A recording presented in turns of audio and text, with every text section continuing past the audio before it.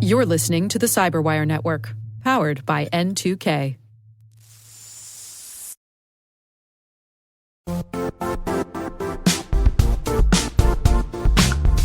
And now a word from our sponsor, CrashPlan. The tried and true method for making sure you're covered is to always have a backup plan. CrashPlan takes data preservation seriously.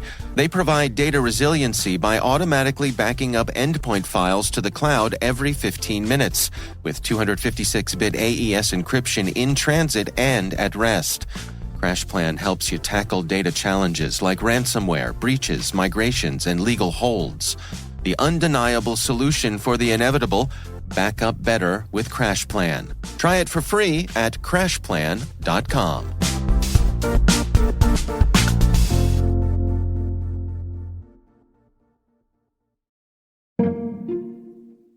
Hello, my name is Don Welch. I'm the Chief Information Officer at New York University.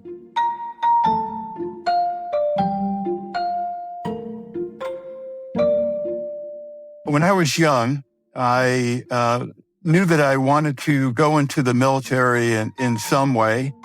Ended up being recruited to play football by the service academies, and so ended up going to the military academy and entering into the Army. And I was mechanical engineering, and then I was commissioned into the infantry and did normal infantry stuff and really didn't know much about computers or really how they affected things for quite a while until later in my career when I got into it.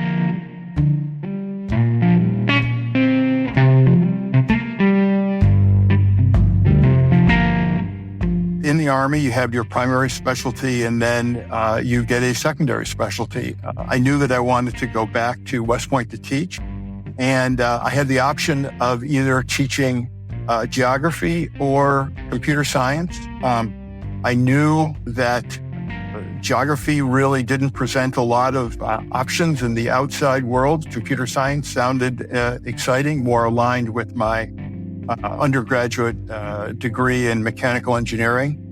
So off I went to get a master's in computer science with no undergraduate background in computer science. So got the baptism by fire, but really loved it. And, through the Army, then decided I loved it enough to get out of the normal career track as an infantry officer and focus on computer science and information technology. The Army sent me for a master's degree, and I taught, and then had the opportunity to do some exciting things in the Army, to include information technology for Delta Force. And then I had the opportunity to go back to West Point to teach for a second time. They sent me, I got a PhD in computer science, went back to teach information technology and software engineering, and then became the CIO at West Point. And really, that's where my interest in cybersecurity started. We realized that cybersecurity was going to be really important to national defense going forward, and West Point cadets needed to really get smart about this and get trained up in it. So we set up a proposal to start a program in cybersecurity, and got that off the ground and got that going. And then I retired from the Army in 2004. But that's where I got my start in cybersecurity.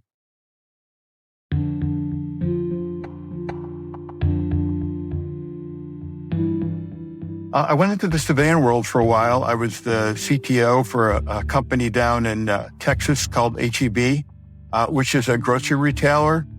Great company.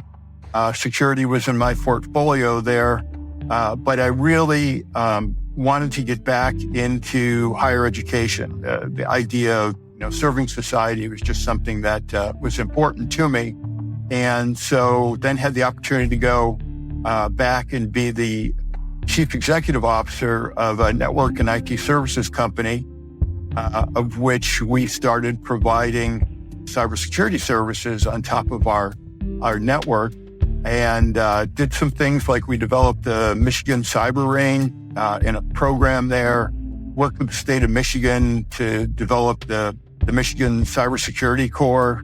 A lot of great things came out of that opportunity. After being the CEO for quite a while, I knew that I probably was too in love with my ideas that had been successful to come up with the next great idea for the company. So I wanted to get back into cybersecurity. So I became the Chief Information Security Officer at the University of Michigan.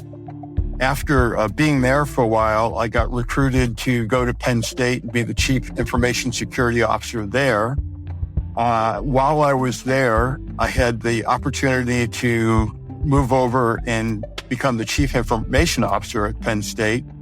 And then I got recruited away from Penn State to come to NYU. And so here I am.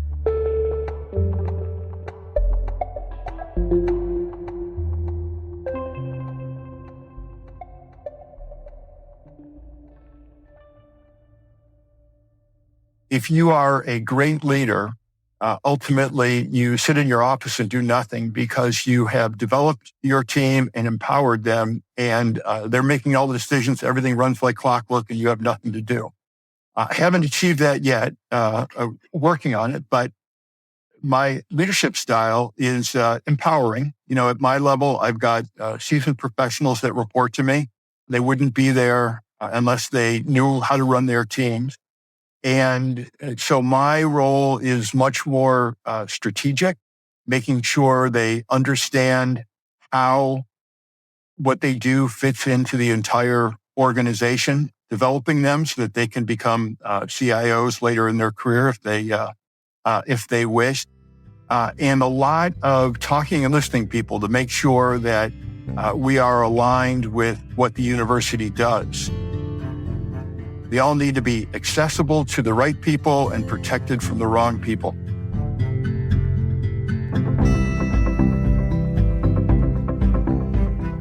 I would say the most important thing that you can do is to keep learning. What I was able to do is to learn and learn these new things that were coming along, be they technologies and so forth. But also the leadership aspect, learn to be a better leader. One of the things that I think is really important that we understand as leaders is we have, I feel, a moral imperative to be the best leader that you can. First, for your team, for those of us that have ever worked for a bad leader, we know how that can absolutely ruin your day, and it filters out to your family. And a good leader, of course, the opposite.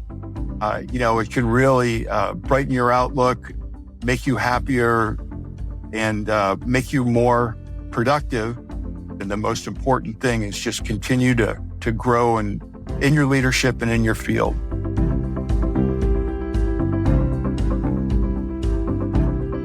I'd like to be remembered in that I've left the organizations better off than when I came. That the organizations work better, there's better teamwork, all the things that we try and do in IT.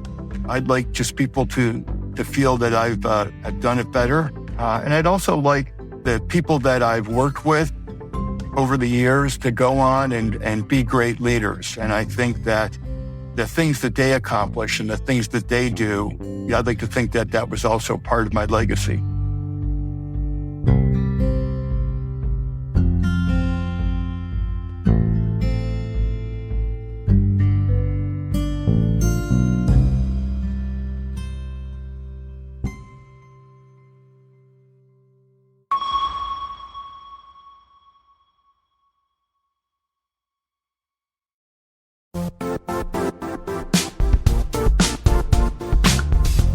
Expel knows security isn't a checkbox. It should empower your business to minimize risk, identify and address threats, and grow. What's Expel's secret?